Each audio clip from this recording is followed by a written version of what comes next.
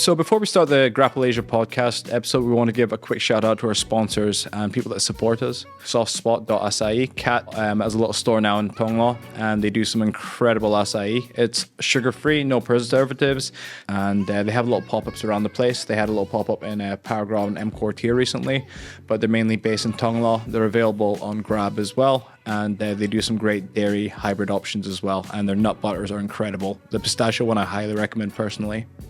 Our sponsor is fightaesthetic.asia, and if you use code Grapple Asia, you'll get 10% off everything except from the Alpha Gi. So thank you to Aesthetic for always supporting us, and we actually do also supply them in Thailand with free shipping as well. Another shout out is our new sponsor Khine, and they do homemade Burmese food for delivery. They're available on Viber and Facebook, and they do things like mohinga, coconut noodles / onokao sway, and they're available for delivery. And then our last sponsor or supporters is Staline.food, and they do high protein prepackaged meals, frozen. They do protein drinks as well that they can deliver, and if you use StayRate50, you'll get a little discount on delivery. And I highly recommend some of their flavored yogurt chicken protein drinks. They actually go down a lot easier than you think. So thank you very much, Staline.food. Mm-hmm. All right, so this is a Grapple Asia interview number episode 21, and today's guest is Kenta Iwamoto. He's a 3-time ADCC trials champion, done in 2 different weight classes, under 66 and under 77, and he's here in Bangkok to help support one of his teammates, Joseph Chen, in his upcoming 1FC grappling match. So Kenta, thank you for coming on. Thank you for having me. Thank you. So, you first started jiu-jitsu in college, is that correct? Actually, before the day I entered college, like a day before, I started going to the nearest gym. I just researched the nearest gym around me and went for the trial class. Mm-hmm. Yeah. And before that, junior high school and high school, you did a little bit of judo as well. Yeah, junior high school and high school, Yeah. I remember we actually did an interview that I published in January 2021, and I just said, what was your impression of doing jiu-jitsu? And in Japanese, you wrote "kurukuruma te tanoshikatta." Yeah. You like the whole spinning. Yeah. Initially, the first year I started, the initial started years, I used to do like a berimbolo, like just spinning around, lapel guard stuff. Yeah. How many years into it did you start kind of like gravitating more towards Nogi, would you say? I'd say when I first heard that there's going to be ADCC trials held in Japan in 2019, that's when I started looking into ADCC. Yeah. Before that, I didn't quite know what ADCC was. Yeah.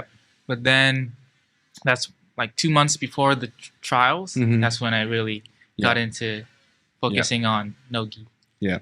So then you won the trials at under 66, and then you ended up going to the 2019, was it? Yeah. Yeah, 2019 ADCC. And then you said just going to California and competing there was quite an impression on you. Yeah. Yeah. The first time I ever, because it's only, I think, 4 years into training, and I'm already in the crowd of all basically the top competitors in the world, basically, I even knew about the Meow Bros even before I started jiu-jitsu. Yeah. Like, I was watching the Meows while I was doing judo in high school. And it kind of wanted to... That's, like, one of the reasons why I started jiu-jitsu is, like, watching how they move. And I like the ground aspect of judo, so that's why I started jiu-jitsu. And then 4 years later, like, I faced him, right? It's, like, incredible experience. Must have been quite surreal. Yeah. What I really found, so another thing as well is, I'd say Japan is notorious in that, in terms of language barrier. So I think Thailand's one of them as well, but then Japan's actually, I think it's like one of the top 3 countries where they can't speak English.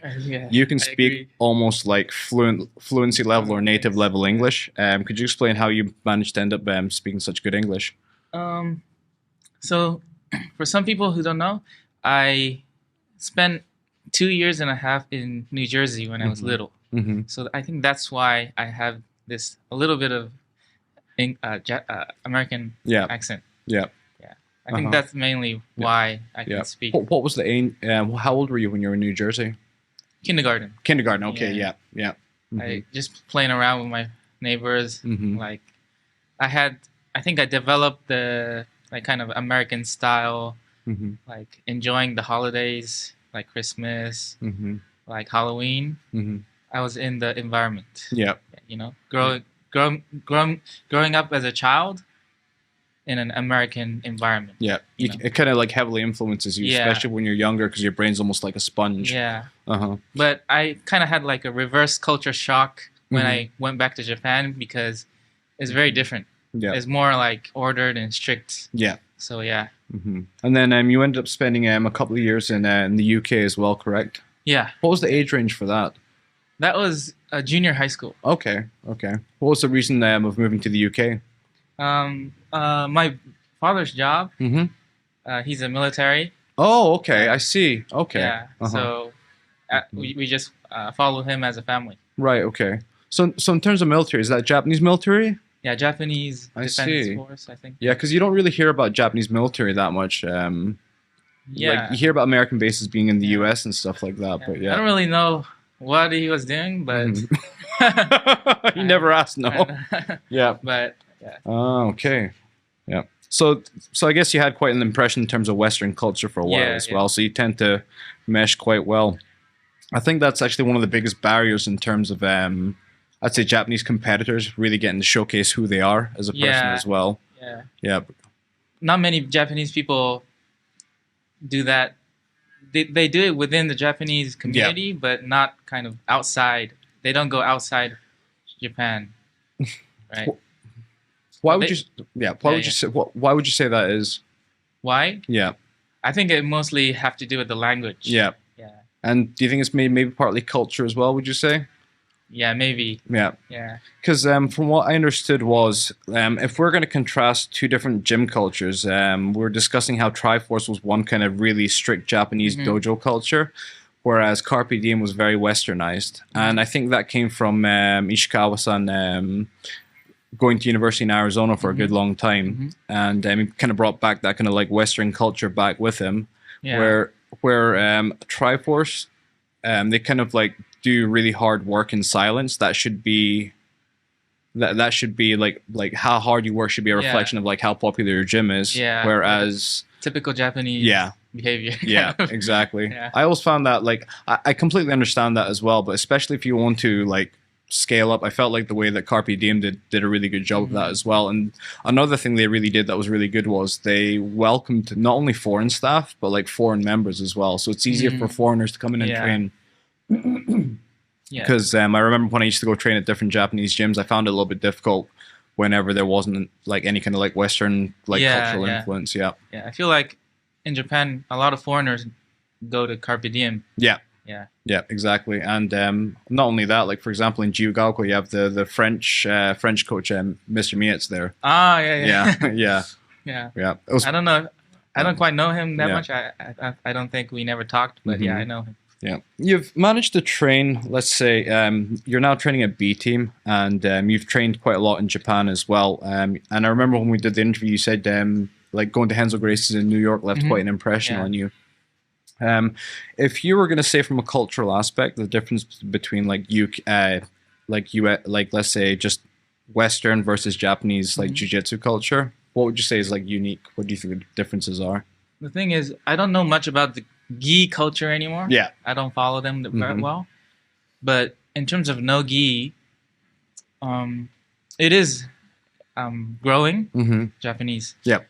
There are some people that I know, like my friends, that focus solely on grappling now. Like, but they used to do, but usually it used to be they do both no gi and gi. Yep. But recently, like some of the up and coming people started just doing no gi. So I think that's something like a seed that'll grow in Japan. So I think it's nice, but still the population is the main difference. Yeah. Yeah. There's a definite decline in terms of young people in Japan as well, just with the population decline as well, I've noticed. You don't see a lot of, when I see like a lot of gyms, like let's say pictures and stuff like that on Instagram, I notice it's quite a lot of like masters master's aged adult, I would say. And also, there's not Nogi only gym. Yeah. It's usually just Jiu-Jitsu and with a little bit of Nogi class. Yeah. Or MMA gym that does a little bit of grappling. Yeah. But there's a Imanari gym. I think that's the only gym I know that only do grappling. Like exclusively Nogi. Yeah. Yeah. Yeah. I actually know his brother Koji-san quite well. He's a pretty funny guy. Yeah. So in terms of training, initially you're with Triforce, and then I noticed that you tend to train at quite a lot of different gyms. There's that other gym in Setagaya that you train at as well. Yeah, that's called Igloo. Yeah, that one. Yeah, Igloo BJJ. That one. I think I met the owner of the gym years ago. I think so. Yeah. I think I met him at Crazy Bee when I went to go to like a group training. Yeah.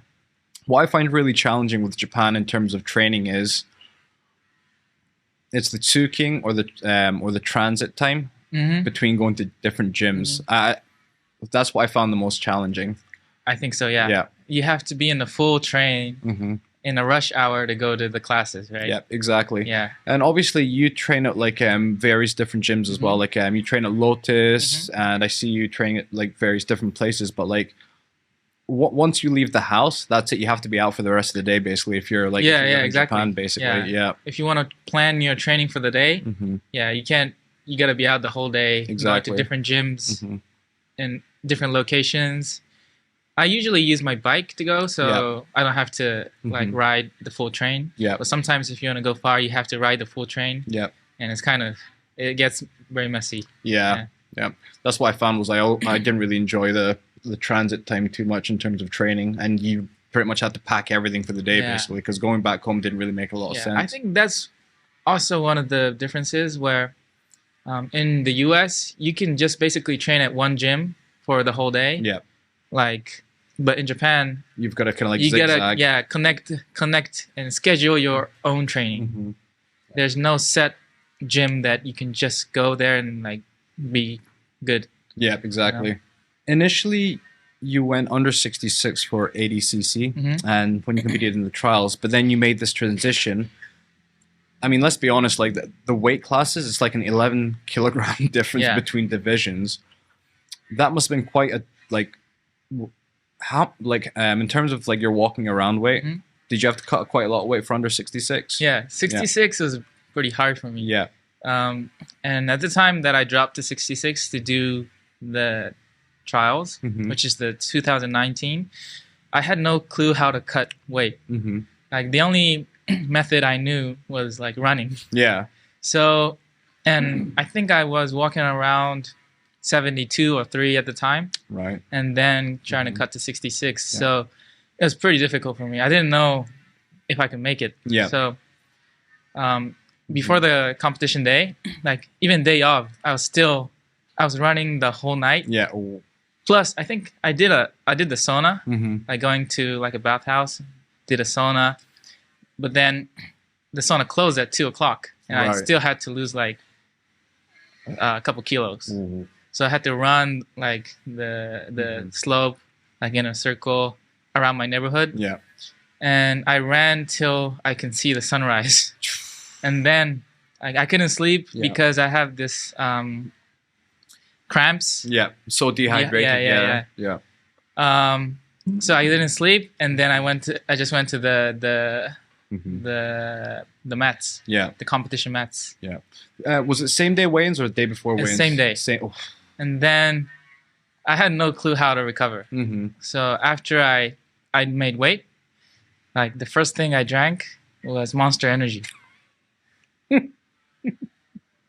Yeah. Wow. It should be like a Pocari Sweat or a electrolyte drink probably. And then after that, 20 minutes later is my first match. So that day, I feel as the match progressed, later on the rounds, I felt more and more better. Yeah. Because I would recover from the dehydration. Okay. Yeah. Right. But I still somehow managed to win. I don't know why. Yeah. At the time, no one used to do the heel hooks. Yeah. But I picked up quickly on the new techniques, inside heel hooks. Yeah. I remember Craig doing a seminar before in Triforce. before the trials, like 2 months before, and that's the first time I learned how to like do heel hooks. And then I practiced the heel hooks for a couple months, and then used them at trials, and basically that's why I could trials, win. Basically, I think I only did inside heel hooks. Right. Yeah. There's a friend of mine called Kurata, or Satoshi Kurata-san, and I remember he sent me a clip of you doing a private with him, showing how to do the heel hooks. He sent me a clip of that and just said, "This is how you do it." And I always had an idea in my head when you're doing it, you're supposed to twist. But it's more like locking things into. Locking and like a side knee bar. Exactly. Yeah. Basically. So it was really interesting. So you do your first ADCC trials.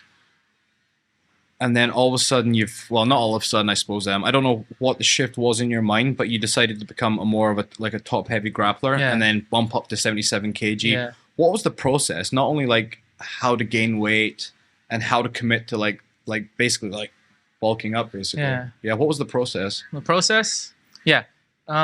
I think it's like I became at one point I became so fat, like a chubby guy, because even after the trials, around 2021 to 2022, I was doing MMA, and I was fighting in the featherweight. Right. So I had to cut a lot, and then after cutting weight, like the only thing I can think of is eating. Like I will go to all you can eat every day for like a month. And they just blow up. That's like made me who I am right now, probably. Well, so even I would say even at like the under 77 weight class, you would say you're more smaller than most of the people. Would you say frame wise? I think so. I think I'm one of the shortest. And my frame is like 66. I would say so. Like compared to like Joseph. For example. He's like a true like 77. And he eats a lot. Like I'm a 66 guy that had to work hard, eat a lot to get to 77. So I think my frame is small, but then you can put muscle on the basically. But in terms of like so basically you've got to actually like work just hard, eat calories basically. And at the same time, the rate you guys probably train as well, you probably burn all the calories quite. Wow, it's interesting. And I have a Japanese stomach. I'd say Japanese people eat quite a lot though. I can put it away, and quite a lot of competitive eaters are Japanese as well. I think they eat a lot and they throw up later. Right. Okay. I'd say when we did our initial article, I think probably the most interesting part of the interview was we had a bit of a back and forth in terms of like I first sent like a first set of questions, and then you would answer them, and then I would like kind of delve into some of the answers that you gave me. What I loved the question that blew my mind out, or just I found really, really interesting, was when you said I've started to train a lot more with MMA grapplers, and in my opinion, I think that MMA grappling is closer to what real grappling is. Exactly. I think so. I mean, basically, like 1 year down the line when ADCC came along, I mean, the meta completely changed, and you were completely right in terms of what real grappling is supposed to be. Kind of, exactly. How did that shift happen? Because like you used to be this bottom player, heel hook guy that used to play a lot of guard, and then I mean, most people that tend to play guard, they want to like stay playing guard, right? They don't really want to commit to becoming like a top heavy wrestler guy. So that must have been quite difficult, no? The first encounter that I had with the MMA style of grappling was with Shinya Aoki. At Igloo. So that's why I started I joined Igloo, because the organizer, how do you say? The coach of Igloo was like made like a joint practice with the jiu-jitsu guys and the MMA. And then that's when I first started training with Shinya, and that kind of changed my mind. And they give you like because of his style. Like he also used to be like a bottom guard guy, player a lot. And then he changed his style, and then that made me influence a little bit. So basically, I remember listening to one of Danaher's interviews on JRE, and he said what the 3 biggest flaws in terms of jiu-jitsu was. Number 1 was, I think, leg locks, which he thought that we've caught up on. Number 2 was, I think, standing skills. And then the last one was your ability to impose top position and keep top position. Because, I mean, the trend now is like MMA guys just say, just stand up, obviously. It is kind of like a joke, but there is a little bit of truth to that as well, because there's always a gentleman's agreement between, like, if we're both going to roll, one person's going to concede bottom position, the other person's going to concede top position. But what happens when you both want to be top position? That means one of you guys are going to have to be better at scrimmaging, basically. And and on top of that, I feel like in nature, like the top guy is supposed to be more dominant, right? Yeah. Like if you look at like animals fighting, the guy on top is dominating. I think the Fight for That also is a very good example. I think in Sun Tzu as well, there's always talk about, he has a book about war strategy and stuff like that. Whoever has the high ground tends to win as well. So there is a lot of truth to that as well, I think. So, I mean, did you do a lot of like standing or like wrestling before you transitioned into like doing more of like a top heavy grappling style? No wrestling at all. And like wrestling's hard. The first time I started was the worst training ever. Exactly, because like trying to get back up and getting back down again is very difficult. Not only that, you have to get very good. It's a different type of cardio, I feel, when you're doing jiu-jitsu and like proper grappling as well. It's way more tiring. Instead of just staying in Japan and kind of just being a Japanese grappler, you've kind of taken it upon yourself to train or seek out like better training basically now. And you, whenever you're doing camps now, you go over to Austin, Texas, where the B team is basically. That's why did you choose B team? Like I said, I knew Craig from the seminar. On top of that, after I had a fight with Joseph, I became friends, so I chose B team. It's kind of easier that way as well. There's a bit of familiarity to it as well. But I tend to find, I feel like some people find it really difficult to go outside of the comfort zone. And I think with Japan, it can be a cultural difference as well as a language barrier as well. What makes you, what would you say makes you unique in that you can go outside of... go outside. I think I don't think the language contributes that much. It's more like cultural. Because I know a lot of people that can't speak well, but do well with the other outside of Japan. You know? So I think it's more to do with like how you get along with other cultures. Like, and if you can like enjoy yourself within another culture. So in terms of that, like me growing up in the like US and UK, that would have been quite a determining factor. It might, and even in Japan, but because of that, in Japan, I'm like I can't fit in a little bit. I'm exactly the same. I know that feeling. So you're a little bit of an outsider as well. Right? Kind of. Is that the case when you're training with them when you're like training in Japan? No, the training is good. Like the cultural side, kind of. I think. Like fitting in. Like generally.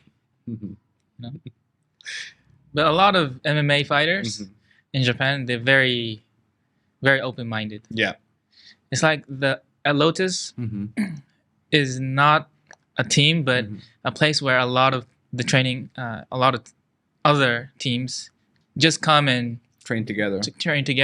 If after the training, we just leave, and we all like friends. We're not even teams, but we are all friends, and we exchange knowledge. And then sometimes even there's a match within the people who do the training.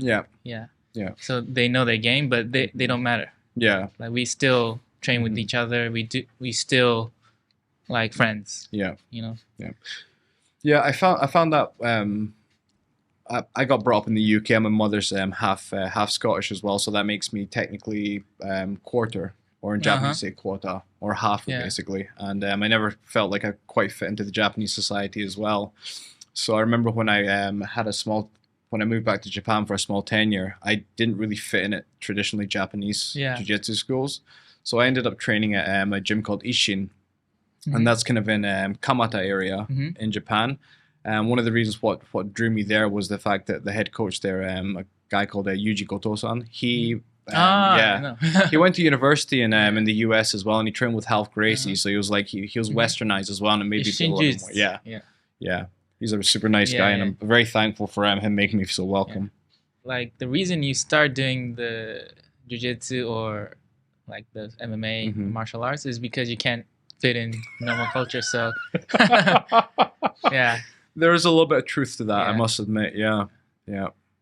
I mean your hobby's like basically like ground fighting the whole time as well, so I feel like you are a little bit of a unique so you do get quite a lot of weirdos in jiu-jitsu, I must admit.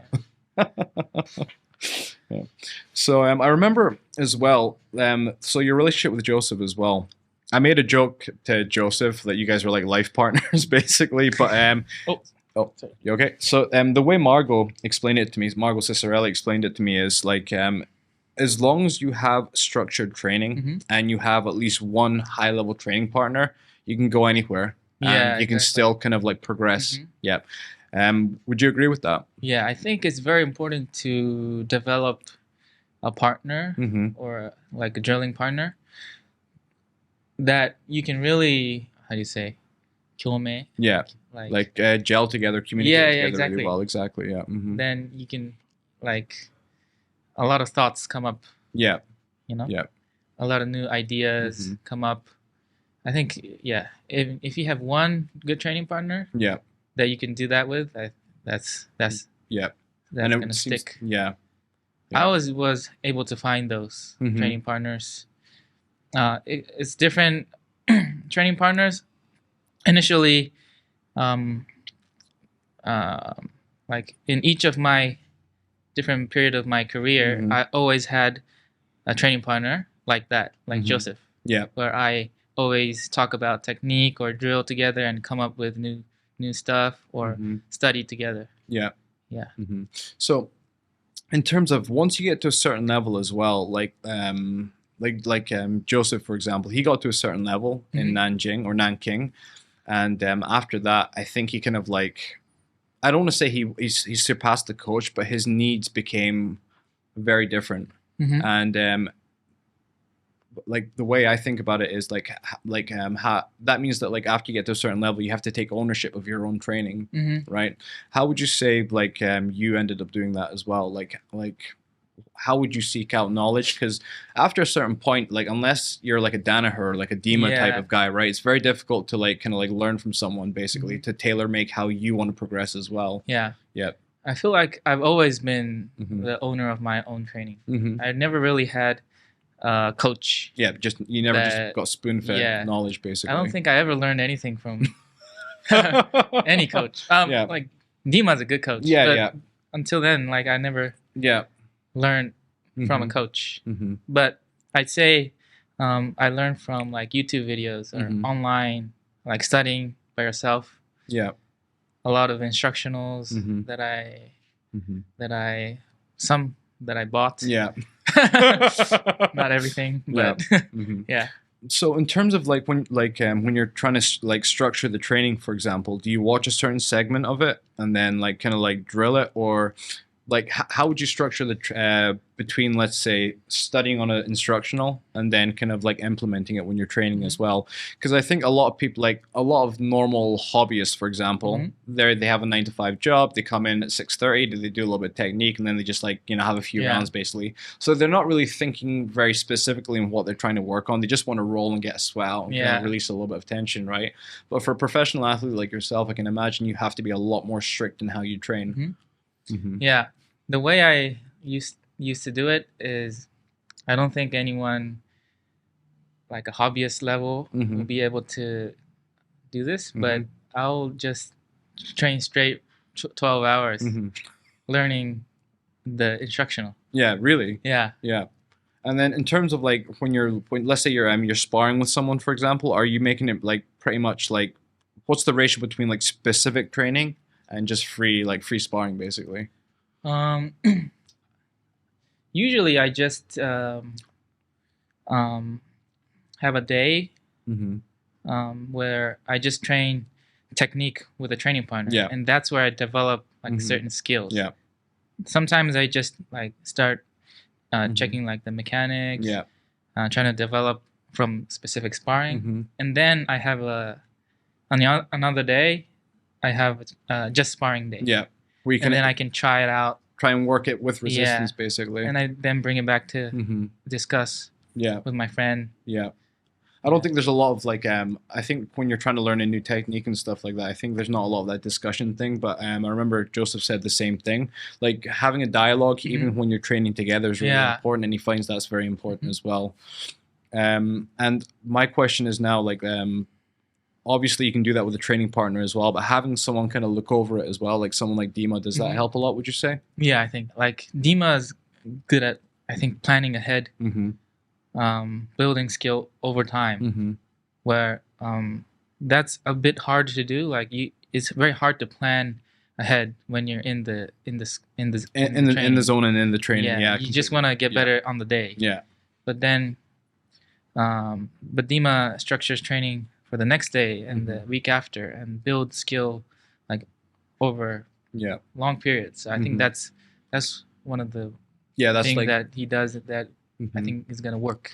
I've been watching some of the videos of him talking about like high heart rate, medium heart rate, and all this kind of stuff as well. So he's bringing in kind of like a very new concept in terms of training as well. Yeah. So, yeah, I find that really interesting. Even with there's I don't know if you've ever heard of them, but there's a team called Standard Jiu-Jitsu. And they're doing what's called like the ecological approach to jiu-jitsu, for example. Have you ever? I've heard of it. Yeah. What do you think of that? When it's like all kind of like constraint-led approach. I think the ecological approach is good, but you can't just stick to that. You know, sometimes it's better to just teach a technique rather than let them try and figure out. Yeah. I think you got to do like everything. Yeah. And like everyone learns different ways. So as a coach, I think you just gotta like not stick to like a plan A or plan B, but like try and be more flexible. Yeah. But overall, I think the ecological like approach is good. Yeah. But you can't just be an ecological guy. I feel there has to be some kind of like learning as well. Yeah, obviously. Yeah. Right. I would agree with that as well. Yeah. Like I think, but the way I look back, even with when I train with me and Joseph, we do a lot of unintentionally like specific sparring or like games or like constrained like the ecological guys do. Yeah. Yeah, but very unintentional. Yeah. It just kind of leads to that way. Yeah. Because like the way Joseph developed his Ochi is mostly, I think, we started playing around with it. Like it's just playing around in the over-under position and trying to get an Ochi. Yeah. And just playing around it, I think, made him very skillful in that position. Yeah. Yeah. But I think the one thing though, I must admit, what made me think about unique about Joseph is for him it's not about kachimaki, it's not about winning or losing. I think for him, he just wants to test out what he's studying basically. So he has a very like inquisitive mind in terms of he just likes learning basically. Yeah. Would you say you're quite similar in that regard, or do you have a bit more of that kind of like I want to smash you kind of thing? In training, I don't really have, but in comp, I really want to win. Yeah. Especially when there's a big thing on the line, then I like winning. Yeah. But in training, I don't really think that way. You don't. I focus more on developing skills. Yeah. If anything, that would kind of stunt progression, especially when it's training on the mats. Yeah. I would tend to agree with that as well. So Now, obviously, there's going to be two competitions now at the same time, ADCC and CGI. You've committed to ADCC. I'm not sure yet. Because I think I just saw a post a few days ago where you said, okay, Kenta Iwamoto is going to do ADCC, basically. Yeah. They actually took down the post. Oh, did they? Oh. I don't know. You don't know yet? Well, I think I don't know. Uh-huh. I think I'll be doing a CGI. Wow. Yeah. Holy crap! How did they take that? Like this morning, I had a chat. Oh. Yeah. Okay. And I said, let's do it. Yeah. Okay. Wow. Yeah. So you're going to be in the under 80 division, basically. Under 80, yeah. Yeah. Why did you choose CGI then? I mean, obviously, like you're technically teammates, right? With them, the whole like the B team and the person that's organizing the competition. But what made you choose CGI over ADCC? Would you say? Yeah, mainly since the $1 million is on the line. Obviously, the money's different. I can be very much more determined. I feel much more determined than I will do ADCC. Yeah. This is. I feel like there's some things in my life that I was very determined to do. Yeah. Like studying for university. Yeah. For example, like winning trials in 2022. I think it comes from like within yourself. Yeah.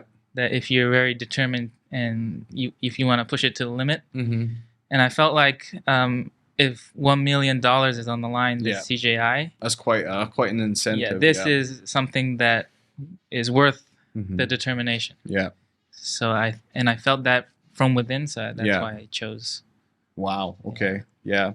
I kind of thought since I just thought, oh, he's going to do ADCC instead. But I suppose the financial incentive is high. Yeah. But at the same time, do you think about like the I don't know how you say it, like the political side of things in terms of like, let's say ADCC having the monopoly on like Nogi grappling, the fact that they haven't changed the prize money for 20 years, basically. I understand they were running at a loss for many, many years, obviously, but I feel like what Craig Jones is actually trying to do is basically trying to make it a lot more fair for the fighters where they actually get paid what they're worth, basically. Yeah, I don't know much about the politics, to be honest. Yeah. I guess Craig's right. Like, but I also think like you can't just demand higher money. Yeah. You gotta, if you're worth that much money, then I think you can demand. But just demanding higher pay out of nowhere, I don't think it makes it doesn't make sense as well. But I think if the prize money or becomes higher, I think that makes a very good incentive for the fighters to like work harder and then be worth the money. Yeah. So I think that in that aspect, I think that it's a very good movement. Yeah. I was just trying to think about it as well, because ADCC has done a lot in terms of like the grappling culture as well, but at the same time, there has to be a little bit more of like an avenue for athletes to actually make like money to live as well, because it's not easy. Yeah, the prize money obviously is very low, and like a lot of people sacrificing their like body health to achieve that. Yeah, and if they think winning ADCC doesn't directly make money, right? Yeah, but you have to do like teach techniques or do instructionals or seminars to them make money. Yeah, yeah. Like, but that means like you're not directly getting value from the performance from ADCC. Like you're making money from teaching or from your teaching ability. Yeah, but that necessarily doesn't have to come from the athlete that won ADCC. So. Yeah, because I remember Mateo said, Shazinski said the same thing as well. Like when you look at Craig Jones versus what was the guy? Denise, when Denise won, right? Yeah. But like in terms of like financially, who does better? Yeah. You know, Denise. Yeah. I mean, Craig Denise won the match, and he's an ADCC champion. Yeah. But Craig probably makes a way more financially. Exactly. Yeah. Yeah. But I think at the same time, there has to be something to be said about, let's say, for example, the style of jiu-jitsu as well. Because if you just want to win for the sake of winning and not actually trying to go for a finish, I think it's very difficult to sell yourself. Yeah. But if you're more dynamic and exciting, like Shazinski, for example, his argument is, submission-orientated fighters tend to sell better, especially when it comes to seminar and stuff like that as well. But yeah, actually valuing the winning side, not just like marketing from the matches, but actually you can focus on winning is like different movements. Yeah, I understand. Okay. In terms of where you are, I wanted to ask you actually, because nowadays a lot more of the younger athletes, they have a much more better resources for studying jiu-jitsu, for example. I wanted to ask you, what's your 3 favorite instructionals? If you had to choose 3. I have to choose 3. I really liked Ryan Hall. Yeah. Instruction. Joseph said the same thing. Oh, really? Actually. Yeah. He said he really liked Ryan Hall as well. I like Ryan Hall. I actually bought. I didn't pirate. I bought. Yeah. I bought his instructional. I think it's very good. Yeah. His half guard, modern half guard. I think. Yeah. Even I share the account, but yeah. I didn't steal it. Yeah. I still paid. Yeah. But yeah, I think that's one. Yeah. Also, I think I learned a lot from Danaher. Yeah. He's really good. Yeah. Do you do 2 times speed as well? Yeah. 2 times. And then I like Craig's instructional. Yeah. He comes up with a lot of new ideas. Like he sets a lot of new meta. Yeah, he tends to set up new precedents for how jiu-jitsu should be done. Yeah. Like the reach over guard. Yeah. Like since Craig started using it, a lot of people now, even in MMA, in Japan, are using it.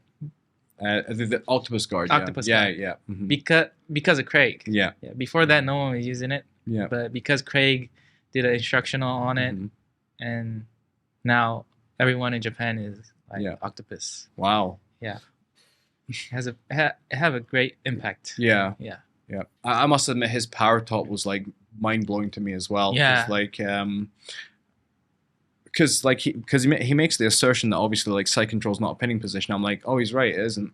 And like just because you get to the mount doesn't mean it's actually the best position. Actually, like being in half guard or like pinning the legs together is actually way more important. And like when you see, for example, like the Dagestani wrestlers, for example, doing grappling, I'd say, like you say, like it's a lot more real to what grappling should be. It's not an instructional, but I studied a lot of the Dagestani MMA guys, and also like the wrestlers. I think that's also very good source of like technique study. I feel like Craig Jones's instructionals tend to have a bigger impact, I'd say, for a lot of people, and I like the way he instructs stuff in that it's kind of like a roundabout way, but it's very like it's like he tends to teach what the really important points are. Yeah. Whereas, let's say, for example, if you're watching like a Danaher instructional, you're gonna have to go through quite a lot of like maybe a volume 1, 2, and 3 before you get to the meaty part of the actual instructional as well. Craig's instructional is like a cram school. Yeah. Cram school where you pay money and then they teach you. Yeah. Danaher is like going to university, like lecture. Yeah, I would agree with that.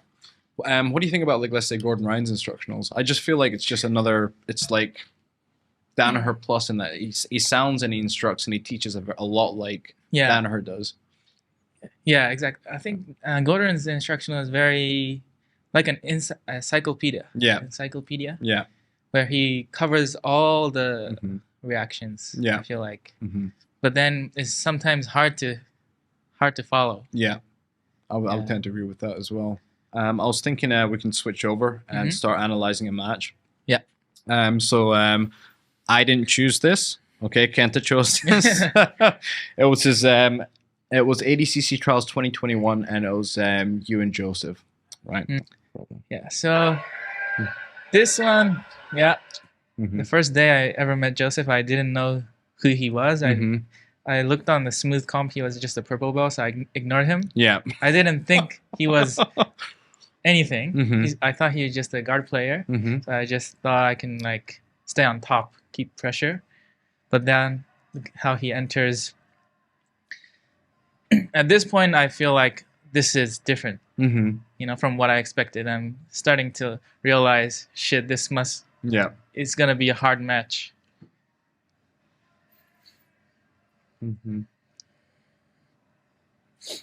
Oh. Yeah. Yeah. He's also like felt very strong. Yeah. Like he's very unassuming. He looks like a cute high schooler. Cute, yeah. But technically he was, right? He was only 16 maybe around this, 15, 16, yeah.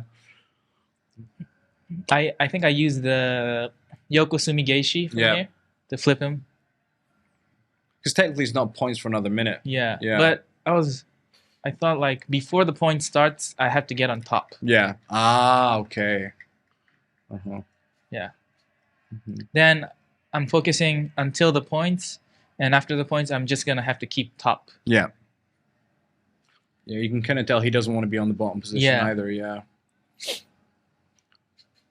Yeah, and I was holding one of his ankles. Just so he couldn't heist, basically, yeah. I think I headbutt him. Nice. Yeah. Yeah, any chance he gets, he's just trying to get up and try and heist up, basically. Yeah. But well, these kind of matches though, like if the time you go into golden time anyway, though, right? Yeah. Yeah.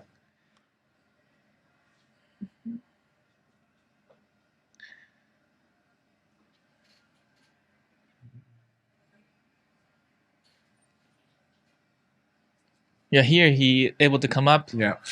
He gets very close to the back.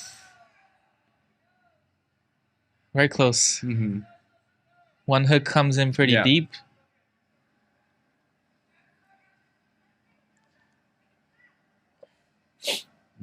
It's a lot harder to score in ADCC as well. Right. Yeah.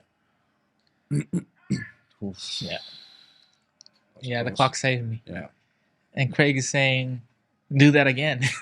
I don't want him to do it again. I look pretty tired of that. Look at my corner. I don't have a corner. Look at the open chair. Look at that. That's not. I'm here by myself. This is in Australia, right? Yeah, it's in Australia. And he gets a very deep guillotine. Very deep. I never felt a high risk guillotine before. Like everything I felt is the first time. I just try to frame on his hip. Yeah. So he doesn't connect the hips. But then he gets on top. But he doesn't get the points. Yeah. Yeah. Kind of lets you get up. Yeah. Though. Yeah. I think at that time still Joseph didn't have good loose passing ability. He can do a lot of tripod. But yeah. And I shoot from very far. Yeah. He knows if he stays down, I think I have a habit of shooting from far because I was doing MMA. Like in MMA, you can't really hand fight. Yeah. And you basically have to rely on like shooting from far and getting the leg. So I think that's how I developed like this shooting style takedown.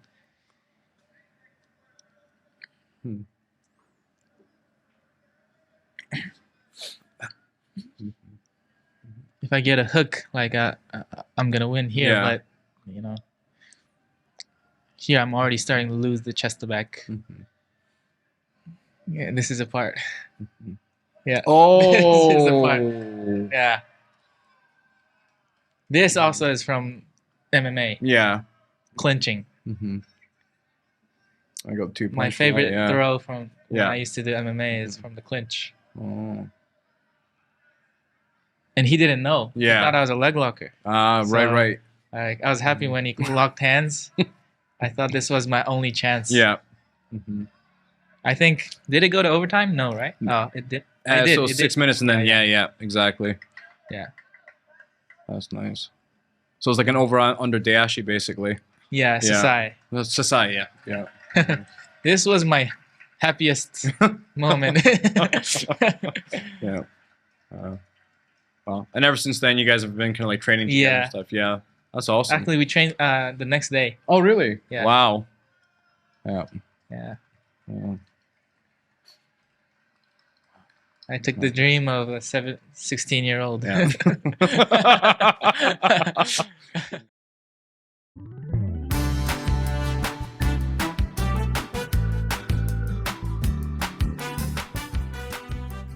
And we're just going to quickly do the quiz, though, if that's okay with you. So I'm not going to tell you what the score was for Joseph, but yeah, if the score is good, we'll give you a prize, basically. Nice. So these are kind of like pretty generic, kind of like chat BT questions, but I just thought, since you and Joseph are together, I just thought I'd make you do the same quiz as well, basically. So question 1, I'll read it out, don't worry. Who is considered one of the founders of Brazilian Jiu-Jitsu? A is Walid Ismail. B is Masahiko Kimura. C is Carlos Gracie Sr. And D is Rickson Gracie. Carlos. How about C? C? Okay. Okay. I would like to choose B. Yeah. But yeah. Technically, if it was the other Japanese guy that moved over to Japan, I guess you could argue that it was him, basically. But yeah. That's correct. Oh, yeah. Yeah. So question number 2, famous practitioners. Which renowned BJJ practitioner is known as the General and is famous for his teaching at Alliance Jiu-Jitsu? Is it A, Rorden Gracie? Is it B, Marcelo Garcia? Is it C, Roger Gracie? Or is it D, Fabio Gurgel? The General. A? Rorden Gracie. Oh, okay. Is that your final answer? C. C.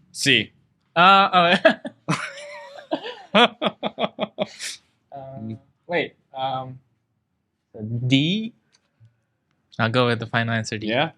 Correct. Oh yes. Well done. Good. Right. Question 3 is tournaments. Which of the following is the oldest and one of the most prestigious Brazilian Jiu-Jitsu tournaments? A, ADCC. B, Copa Podio. C, Mundials, and D, Pan Americans.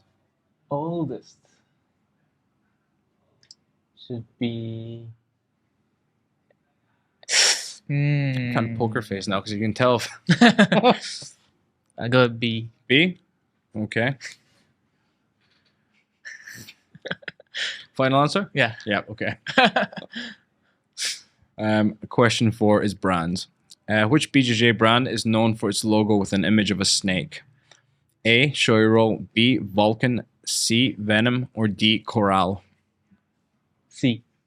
Venom. Yeah. Correct. Which practitioner is known for having popularized a variation of the Kimura in which the legs and arms are used as a frame to create greater leverage? A, Craig Jones, B, Higan Machado, C, Eddie Cummings, or D, Tarek Hopstock? It's Tarek. Good. Okay. So Joseph got a perfect score. You got 4 out of 5. Okay. Is it ADCC? It was actually the Mundials. Yeah, the World Championships. Yeah. I see. It's all good. Yeah. So basically got 8% pass. I'd say that's a pass score, so I'll give you the prize. Oh, nice. Thank you. So I hope it fits you. But it's a rash guard. Oh. You know how there's a common theme, how they say like people that are really good in jiu-jitsu are autistic? You think so? You think I'm autistic? That's what everyone says. It's like, the more autism you have, the better you are at jiu-jitsu. So we actually made these. So it's a rash guard with the actual... So the jigsaw pattern is the actual autism logo as well. Oh. Yeah. And then it's got autism on the back and big lettering as well. Nice. Yeah. Thank you. You're welcome. I'll wear this. Yeah. Hope it fits. So last few questions, basically. The last 3 questions I usually like to ask is, number 1, if you could give yourself, or let's say if you can give yourself one piece of advice when you start jiu-jitsu, or if there's something any kind of piece of advice you'd give to any kind of like jiu-jitsu person that's maybe an aspiring competitor or a hobbyist, what's one thing that what's the one piece of advice you would give? It depends on the person. Yeah. But I guess try not to get injured. Yeah. Okay, that's fair enough. Yeah. And what are your future plans, and what goals do you still have in jiu-jitsu? I don't have a very long-term goal. Yeah. Everything I have is very short-sighted. Mm-hmm. I don't plan ahead of anything. Mm-hmm. So right now, my goal is the CJI, I guess. Yeah. But yeah, after that, I have no plans. Just keep training, basically. Yeah. I know a lot of people try to plan ahead, but I don't really plan anything. Okay. Living like a day to day, basically. Yeah. Okay. Yeah. It's a good one. And my last question is, who would you like to thank? I like to thank my training partners, obviously.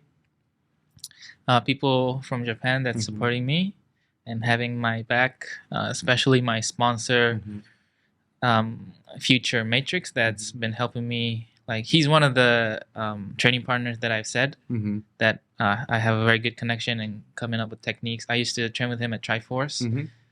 He has a company called Future Matrix, and he supports me. I want to thank Scramble for the awesome gear here. And then, basically my family. That's it. All right. Thank you for having me. Thank you very much, Kenta. Thank you. Thank you. Thank you.